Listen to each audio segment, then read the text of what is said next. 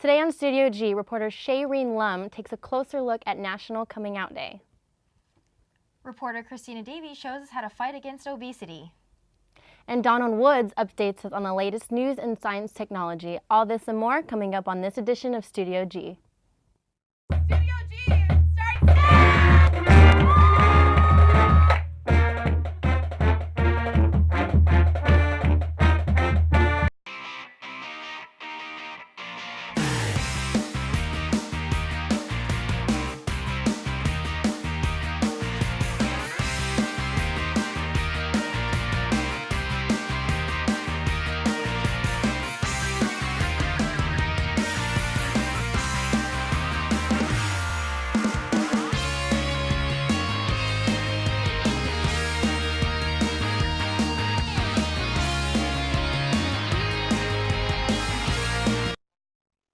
Good afternoon, Rebels. I'm Tommy Laren. And I'm China Green. A judge in Washington State found a fifth-grade boy guilty of conspiracy to commit first-degree murder against his classmates. The boy, along with 10-year-old classmates, pleaded to kill several students at Fort Colville Elementary School on February. The 11-year-old's lawyer took the case. Christopher to be guilty of the She's going way too conspiracy fast. to I commit, can't read it. Murder in the Who's first doing the prompter? degree. Prompter's going way too fast.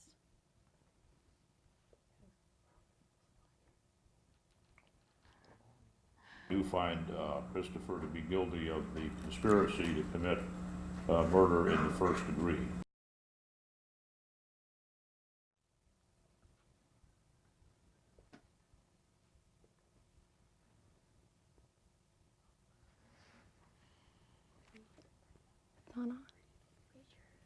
The two boys brought a knife and gun to school. The boy said he was planning on stabbing the girl to death because she was really annoying. The defense argued that the 11-year-old had limited capacity to form intent brought on by pediatric bipolar disorder. He often pretended to be Spider-Man's Peter Parker or a character from the popular video game Zelda.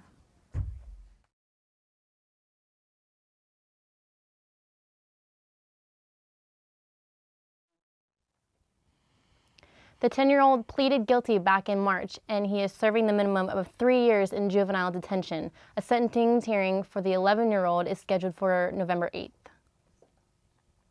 Former Congresswoman Gabby Giffords attended her first gun show since she was shot in the head in 2011. She and her husband, retired astronaut Mark Kelly, visited the Saratoga Springs Gun Show in upstate New York Sunday. Both say they are supporters of the Second Amendment right to bear arms and own guns themselves, but they are pushing for stricter gun control laws. Giffords is campaigning for a federal law requiring background checks on purchasers at gun shows. Stopping gun violence takes courage.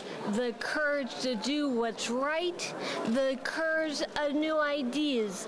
I've seen bright courage when my life was on the line. Now is the time to come together. The former Arizona Congresswoman chose New York because gun shows in the state already require background checks. National Coming Out Day is not only a celebration for the LGBT community, but an awareness and reflection day as well. Reporter Shayreen Lum talks to people in the community to bring light on this topic. National Coming Out Day was Friday, October 11th, and it gave people the opportunity to reflect on what it'll take to legalize gay marriage in Nevada. The Strip to be gone. Fallon McCann sees tourism as the foe. We're a tourist town, and when you're a tourist town like that, the biggest factor is you want to attract people, not keep people away. And unfortunately, not everybody accepts this lifestyle. McCann has been out for a while and has great support from her mother. I've actually been out now since about the 7th grade. Told my mom told me regardless, she's going to always love and appreciate me for who I am. The Senate Joint Resolution, which was passed by Senate in May, proposes to amend the Nevada Constitution to require recognition of all marriages, regardless of gender. In order to proceed, Nevada will need approval from the 2015 legislature and the voters of Nevada in the 2016 elections. Danny Escobedo, who has also been out for a number of years, says advertising is too one-sided and the tourism industry can't fully flourish because of it. One of the problems is the advertising. Vegas is very sex-driven, so you want a lot of men and women to come here and have a great time. So once Vegas realizes that there is a lot of gay travel, maybe when they start promoting gay marriage, they'll actually get a lot more tourism here into Vegas. According to McCann, the judgment is what's tough about coming out. A lot of people struggle nowadays to want to come out because of the judgment behind it. But you got to think that when you got tattoos and piercings and stuff like that, you get judged no matter what.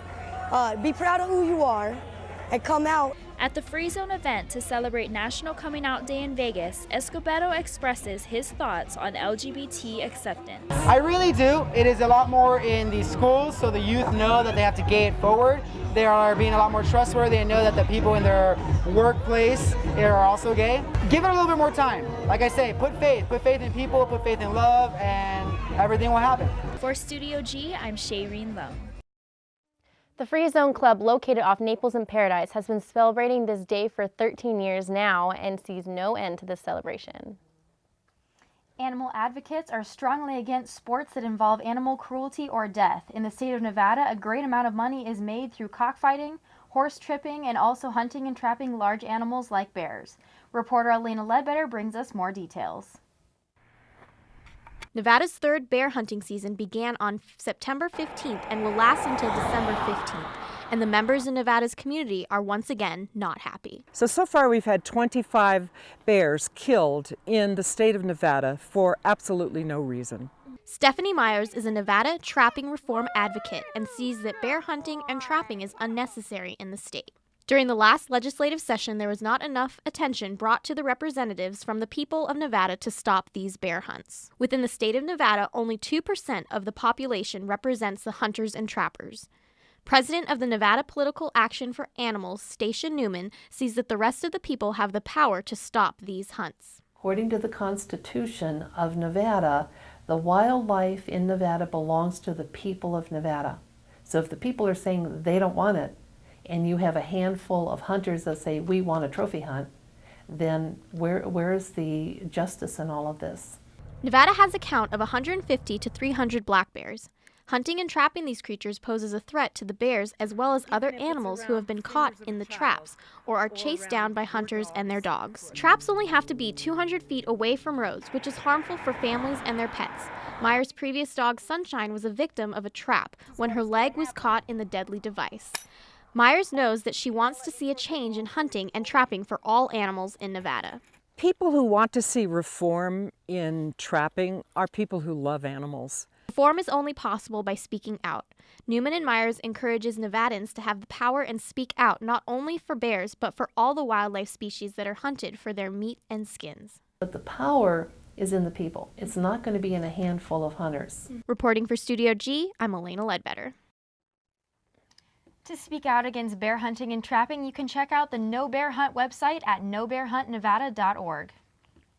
After the break, Bree Padilla will have your daily weather forecast. Stay tuned. Your community's farmers market. Welcoming, lively, friendly. A place where neighbors and friends come together to celebrate their community. With over 50 vendors, organic, sustainable, fresh produce are available just for you. Support and buy local at Fresh 52. My name is James Grant. King Louie here. This is Jennifer. Crystal May McGuerza. I'm Savannah. Zoe here. This is your boy Miles Lowe. Christian FGY. Kaylin Hype. And I'm Jay Luna. My Mind's Music. Gonzo Radio. Combox Radio. Join us for happy hour. The Miles Lowe Midweek Show. Ill Vibe Theory. On KUNV. KUNV. KUNV. KUNV HD2. 91.5 The Rebel. Broadcast on Repcast.com.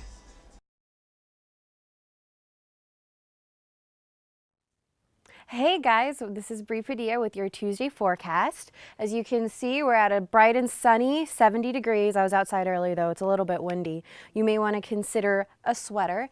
You can see that we've hit our high for the day. Our low will be 53, so keep that sweater in mind if you guys go out later on. All right, as you can see, our current weather here on the southwest is relatively sunny. There's a little bit of storm weather action happening up more towards Arizona, and we can see why, because it looks like there's a pretty heavy storm front working its way through the Midwest up to the Northwest. I'd definitely bundle up if I were over there.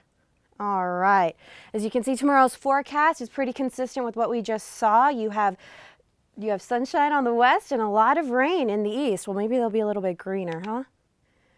All right, guys, and here's our extended forecast. We're sticking pretty hardcore to the 60s and 70s. We're going to have lows in the 50s, so bring back your winter jackets, I guess.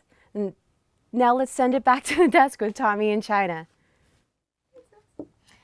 Although obesity has declined in the past years, it is still a major health problem for children and adults. Reporter Christina Davies gives us more information on how to get your daily exercise in a parkour gym. Obesity has been an issue for many years, but parkour is taking a different and fun approach to fight obesity. Our classes are a minimum hour long. Most of them are an hour and a half long. Very rigorous. A lot of physical activity, not just obstacle courses and fun and stuff like that. We also integrate a lot of strength training. All the classes address either aerobic activity, muscle strengthening, or bone strengthening. However, parkour classes are more focused on obesity. The best part is that there are classes and obstacles for everyone. I'm in my 50s, but I still do all the crazy tumbling and I still do all this stuff with all these guys, and it helps me stay young. I built a very specific area for 3 to 6-year-olds. We still teach traditional parkour, but everything in there is like just crazy padded. They got their own foam pit, their own little cave that's all padded and everything. Although parkour is an alternative to working out, Jeff says, the whole point of this place was to build a community, to have families come in and do things together. If you look at our mission statement, it's challenging and motivating everyone to overcome life's obstacles. The obstacles that we do in here basically are jumping over blocks. It's finding and being tenacious enough to like continue going, when it gets hard to keep going. Going to a regular gym is not your only option anymore. There are many different ways to enjoy working out and staying healthy. For Studio G, I'm Christina Davies.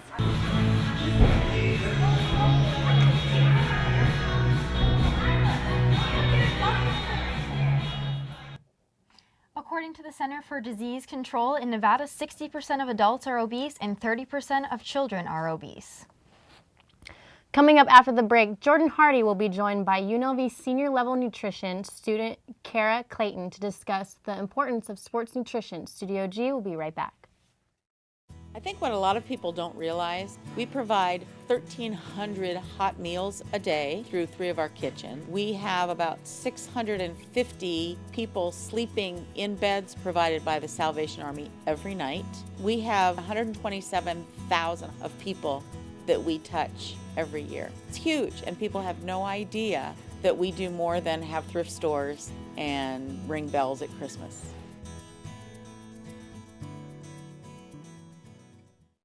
Collegiate DECA promotes personal and professional development through competitive events, community involvement, and leadership development. I joined DECA because I wanted to get out of my comfort zone. So I got to meet people, network, and definitely work on my public speaking. To join DECA, it's a very simple process. You have to pay a $25 membership fee. You can either come to our next meeting, our website, which is unlvdeca.co.vu. We're open to all majors who are interested in business, finance, or hospitality-related fields. Hello and welcome back from the break. I'm here with Kara Clayton. Thank you for joining us, Kara. Yeah, no problem. So today, too, there is a sports nutrition series going on. Can you tell me a little bit about that? Yeah, the sports nutrition series is offered in the BHS building 2 to 3 p.m. today, and it's actually every Tuesday. And we want people that are athletes and physically active people to come in and learn a little bit about how to utilize their athletic performance and have the proper amount of nutrition. Now, can you explain to me what your focus is in this field?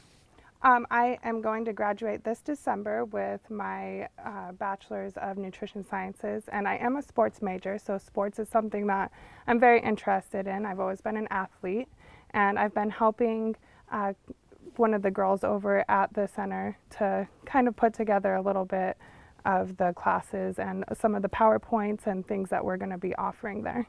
Okay, perfect. So can you, in saying that, can you explain what you guys are going to be offering and teaching people about today? Oh yeah, sure. We've got weight management.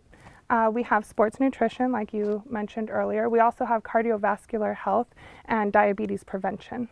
Okay, and then so you guys are focusing on maximizing the performance and optimal health. So nutrition plays a big part. You can't just exercise and expect to perform well. What are some important, I guess, food groups you'd call them, or carbohydrate stuff? Can you talk about that? Well, it's very important to get your carbohydrates in. A lot of people think that to be healthy that you need to cut out carbohydrates, but it's actually very essential in how to keep your body performing and functioning. So carbohydrate, that's where you get your glucose. That's the energy that we use for our body. And protein is also important. Depending on what type of athlete that you are would be how much protein that you would get. So coming to our class, we could tell you if you're a very high endurance athlete, then you would need a little bit more protein than just a person that goes to the gym 3 times a week. Okay, and then can you also talk about supplements and there's protein shakes people can take to replace making food. How do you feel about that? Well, I personally feel that you can get your protein if you eat a normal balanced diet. You don't necessarily need protein supplements unless, of course, you have some kind of a disorder where you can't absorb the protein, and so you would have to supplement with an extra amount, or if you were a vegetarian or a vegan and you don't get as much protein through your diet as you should. Okay, and also a lot of people are kind of intimidated of eating healthy because it's expensive to go buy the food and it takes time to prepare the meals. Can you talk about classes you guys have that teach people how to meal prep? Yeah, we do. Well, we have a weight management series of classes, but we also have cooking demos, and we're going to have a cooking demo next Tuesday at 1 o'clock in the BHS building, the same place that we have all of our classes. And we're just going to prep some food, teach you how to cook. You don't have to have bland food for it to be healthy. It can be very flavorful and good for you.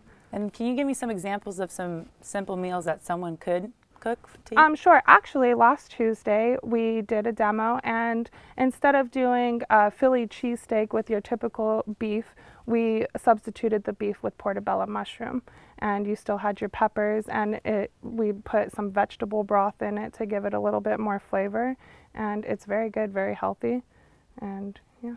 All right, perfect. So the event today is open to everyone, the public? Yes, everybody. We would love to see UNLV students, UNLV faculty, staff. We're also offering it to the public. So if you're a local and you're around the UNLV area, please come in. We would love to see you. All right, perfect. Well, thank you, Kara, for joining us. We'll be right back with more Studio G, so stay tuned.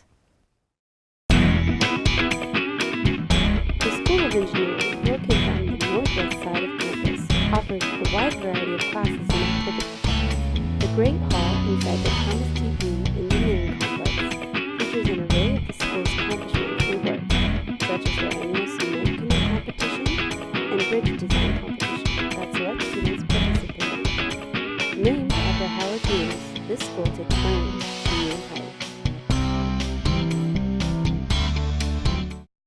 My name is James Grant. King Louie here. This is Jennifer. Crystal May McGuerza. I'm Savannah. Zoe here. This is your boy Miles Lowe. Christian FGY. Kaylin Hype. And I'm Jay Luna. My Mind's Music. Gonzo Radio. Combox Radio. Join us for happy hour. The Miles Lowe Midweek Show. Ill Vibe Theory. On KUNV. KUNV. KUNV. KUNV HD2. 91.5 The Rebel.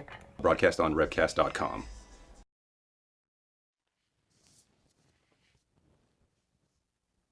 For some, the return of the Las Vegas Renaissance Fair this past weekend gave fairgoers a chance to step into the past and into a handcrafted suit of armor. Reporter Bree Padilla has more.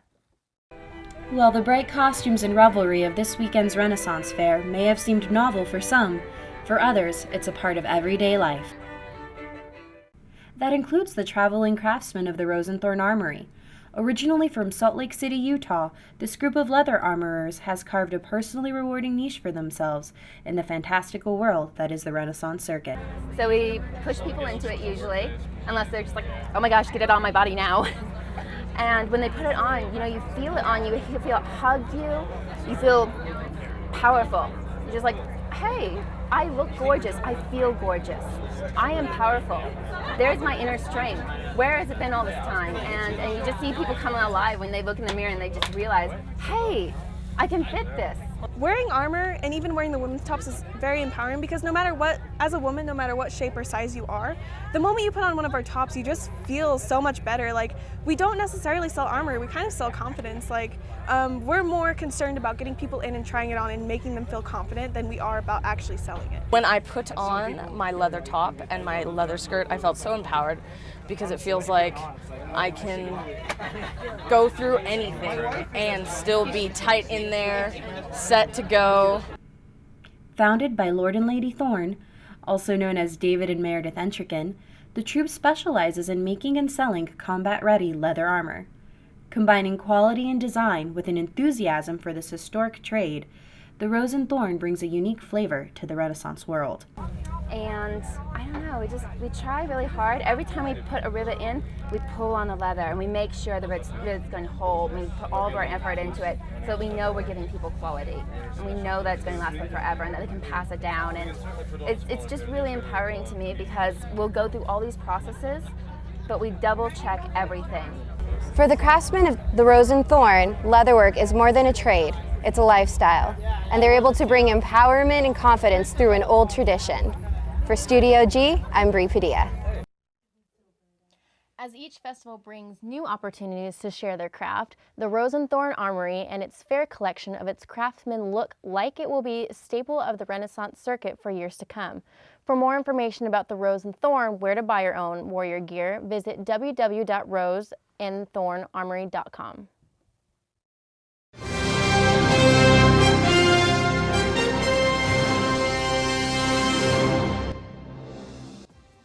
Hi, I'm Donald Woods with this Tuesday's segment of Science and Technology. Advances in forensic science have helped crime scene investigators in solving cases. Lately, a new study is showing that microbes could possibly signal a pinpoint in a person's death of time. Researchers at the University of Colorado Boulder tracked how microbe populations change as mouse carcasses decompose. Determining the type of bacteria on the body, researchers could determine when the mice died. Some studies have also involved using insects to find how bodies break down, but the advantage with microbes is that they are already there on a person's body. Insects sometimes aren't anywhere near a crime scene environment. Volcano scientists have discovered the biggest volcano on Earth, and it's underwater, 2 kilometers below the surface in the northwestern Pacific Ocean, east of Japan. The volcanic mountain has been named Tamu Massif. Massif being the French word for massive, and Tamu being the initials of Texas A&M University, where scientists first began studying the volcano. The volcano is said to resemble an overturned bowl. It covers 11,000 square miles, and its footprint is compared to exceeding the size of the state of Massachusetts. Research is still ongoing. If you're one of those Facebook users who prefers to hide your profile from other users on search engines, it's important to know that it has been officially announced that this privacy setting will soon disappear. For some users, the options for setting who can look up your timeline by name has already disappeared from their account. Facebook cited the reason for removing the feature on the term that it confused people. Only a small percentage of users were actually using it, and there were other ways to find and locate users who had it enabled. Users who have the feature enabled will soon be getting removal notices. That's all the science and technology news I have for this Tuesday. I'm Donald Woods. When we come back, Honey Love will update you on what's happening in the streets of Sin City.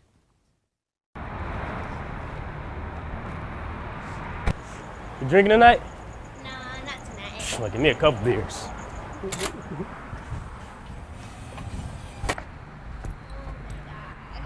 You want some? No, stop. Come on, just take a drink. No. It's just a drink. I have to drive us home. Can I'm you even good. walk in a straight line? Yes, want me to show you? Oh, yeah, you're good. Man, what are you talking about? I got this. Just give me the keys, please. I ain't drunk though. We provide 1,300 hot meals a day through 3 of our kitchens. We have about 650 people sleeping in beds provided by the Salvation Army every night. We have 127,000 of people that we touch every year. It's huge, and people have no idea that we do more than have thrift stores and ring bells at Christmas.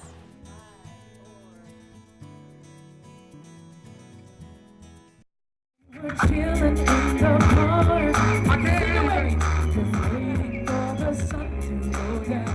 It was who? Come on, Vegas. It was me.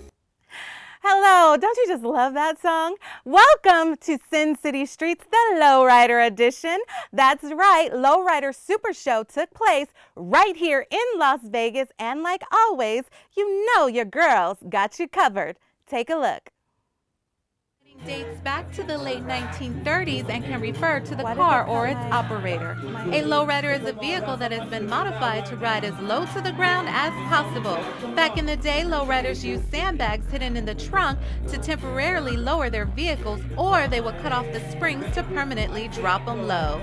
Today, many achieve the lowriding effect by installing tires with an outer diameter smaller than normally specified, or by making more extensive modifications. And although the lowrider style has changed over the years, the love for the culture has not.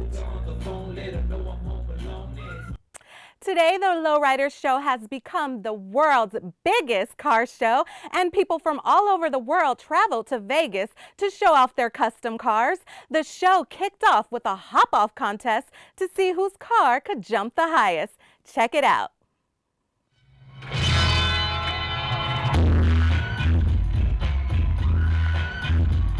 Make some noise, Las Vegas!